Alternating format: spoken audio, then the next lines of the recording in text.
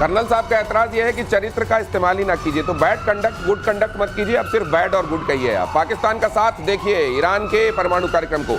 Iran के राष्ट्रपति Masood Pezeshkian के साथ मुलाकात के बाद शरीफ का दावा, ईरान के एटमी अधिकार को पूरा समर्थन। शहबाज शरीफ ने कहा, शहबाज ने 13 जून को इजराइल के हमले की निंदा की थी और उसके बाद देखिए आज पेज़ेश्कियान से मुलाकात के बाद कहा है कि ईरान के एटमी अधिकार को, ये क्या करते हैं, ये नमक का हक जो है कम से कम 24 से 48 घंटे तक बहुत अच्छा अदा करते हैं। जुबान पर जब तक उसका टेस्ट रहता है वो आप देखिएगा उसी तरह के जुबान से लफ्ज निकलेंगे।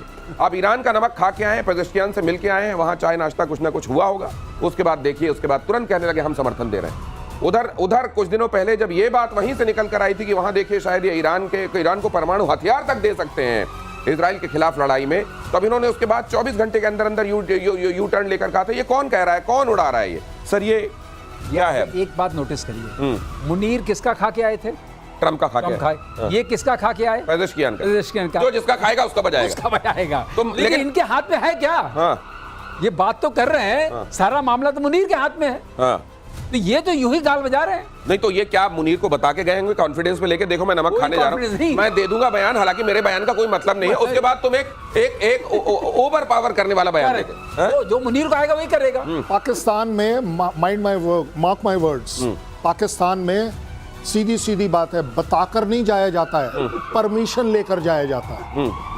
अगर किसी ने कहीं जाना है, किसी पॉलिटिशियन ने, वो मुनीर की परमिशन के बिना नहीं जा सकता। क्या परमिशन दे दी होगी कि अच्छा तू जाके बोल दे? ये नहीं, ये तो निकल गई मुंह से बात। सुन नालेश, ये मुंह से निकली हुई बात है, ये यूं ही निकल गई है कि आप बैठे हैं, खाना वाना खा लिया है, आप आराम से बैठे, आपने बोला देखिए वो आप पीसफुल है, हम आपको करेंगे, अब आगे पिटाई होगी। ओके, तो ट्रम्प निश्चिंत है कि मैंने मुनीर से बात की, इसमें सही आदमी अमेरिका अटैक करता है ईरान को, तो सबसे बड़ा होगा जो सपोर्ट देगा वो पाकिस्तान देगा अमेरिका को। अमेरिका बात पक्की है, मुनीर हाथ में कि तुम बढ़े चलो, हम तुम्हारे साथ नहीं हैं। मतलब ये वाली बात ये है कि हम आपके परमाणु कार्यक्रम को समर्थन देते हैं, लेकिन अगर ट्रंप ने पिटाई शुरू की तो हम तो इजराइल को रिकॉग्नाइज करने की राह में आगे निकल चुके हैं, हम तो उसके साथ खड़े रहेंगे, आप हमारा वहीं तक मानिएगा, हम अपने एयर स्पेस का इस्तेमाल भी ईरान के ऊपर हमला होने के लिए दे देंगे। ग्राउंड भी देगा। सरलीकरण जो कहते हैं ना, सरलीकरण जो तुम कहते हो, सरलीकरण ये जब तुम ठोकोगे तो हम तुम्हें ठोकने में मदद करेंगे। हाँ, ये हमारे, लेकिन बयानों में कोई कमी नहीं छोड़ेंगे, नमक खाया है तुम्हारा। ह्यूमन शील्ड बनाकर हमास का इजराइल पर अटैक। अगली खबर देखिए, गाजा में शरणार्थी कैंप के अंदर से मोर्टार दागे गए। मानवीय सहायता वाले टेंट के अंदर से अटैक, इजराइल ने भी जवाबी कार्रवाई की और फिर उसके बाद इजराइल को ये विलेन बनाते हैं पूरी दुनिया में।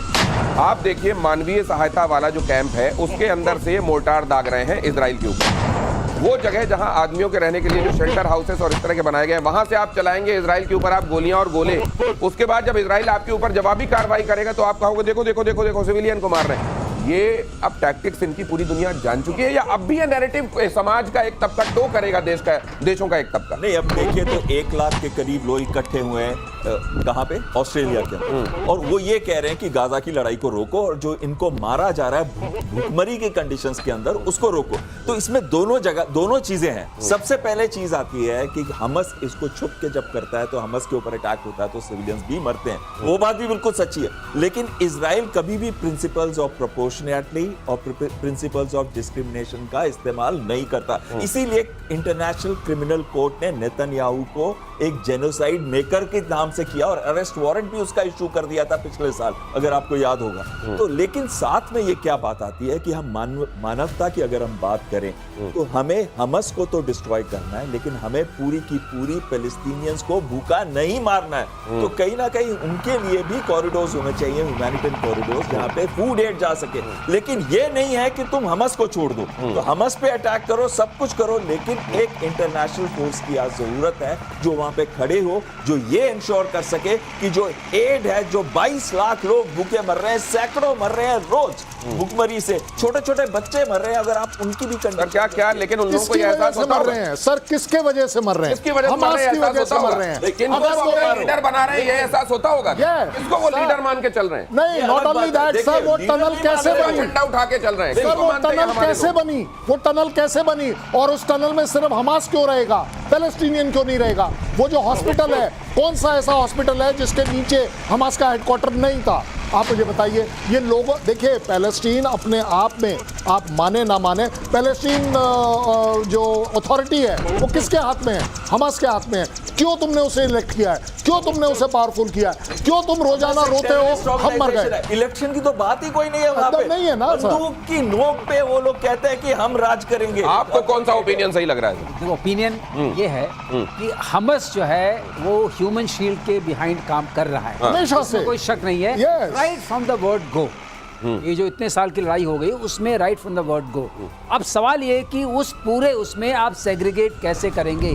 जो आर्टिलरी यूनिट होती है या कोई भी यूनिट होती है, जहां से फायर होता है उसको वापस। लोकेट करके वहां मारती है। बिल्कुल। तो ये चीज जो है ये भी लोगों के सामने आनी चाहिए, और इंटरनेशनल ओपिनियन से आई एग्री, जो लोग मर रहे हैं होना जरूरी है, लेकिन जो मर रहे हैं और इसको कंटेन कंट्रोल करने के लिए जो सुपर पावर्स हैं, जो पावर्स अपने आप को बहुत बड़ा मानती हैं, उनको आगे आना पड़ेगा। खास तौर से ट्रम्प के लिए ये दावत है, आइए उसको रुका के दिखाइए। आप पीस, नोबेल पीस प्राइज चाहते हैं, आप इंडिया और पाकिस्तान की लड़ाई लगाए, इसको रुकवा के दिखाइए, आपको पीस प्राइज करेंगे। वो तो लड़ाई रुकवाना ही नहीं चाहते, वो तो चाहते हैं कि चैलेंज करते हैं हम इस चैनल से, इस चैनल से चैलेंज करते हैं। अगर आपके अंदर शक्ति है और आप अपने को शक्तिमान मानते हैं तो प्रतिशोध चैलेंज करता है कि इस प्रतिशोध को रोकिए। आप जब ये कह रहे हैं ना सर, ये ह्यूमैनिटेरियन वाली बात और साथ में नोबेल पीस प्राइज वाली बात और शक्तिमान की बात कर रहे हैं, तो शक्तिमान ही गंगाधर है, ये याद रखिएगा सर। अगली खबर देखिए, गाजा में हमास के 130 ठिकानों पर अटैक, इजरायली हमले में हमास कमांडर मारा गया।